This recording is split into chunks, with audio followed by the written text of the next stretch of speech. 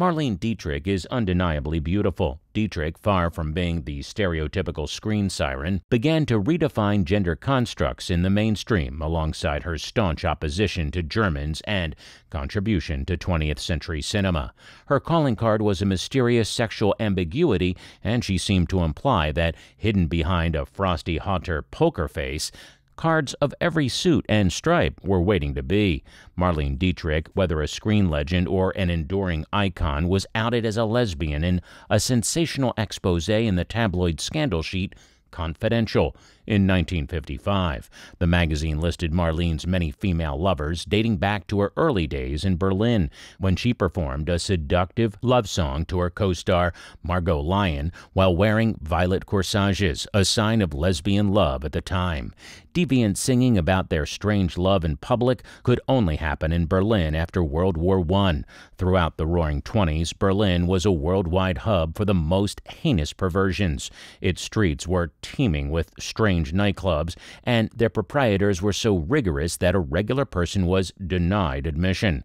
Girls acting like boys was so unimportant that the gossip magazines casually noted such antics as they did the more serious affairs. The article noted Marlene's relationship with blonde Amazon Claire Waldorf, was believed it was crazy to have a guy in the house, and was open about it.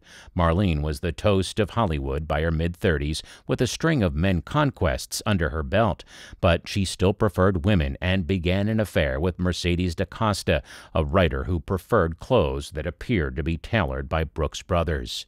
The second known female victim of Marlene was a young woman named Friede, whom she met while visiting Paris. Marlene maintained a passionate connection with Friede for 2.5 years, despite having numerous guys in the mix at the time.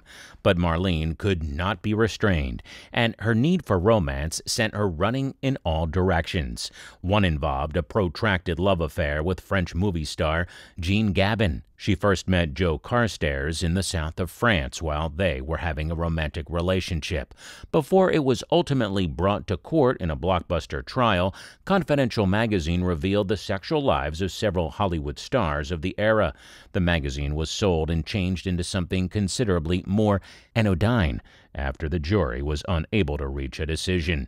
It never recovered, though. It was incredible that Marlene's career endured such an outing in the prim 1950s. Even though she never kept her lesbian activities a secret, some other professions would have been destroyed by such a highly publicized expose. Marlene appears to have continued unharmed. Dietrich's sexuality was never easy to define. She could only be described as making love without gender, and she undoubtedly perceived herself in that way. She once claimed that regardless of their gender, she would make love to anybody she thought attractive. Click here to watch this video next.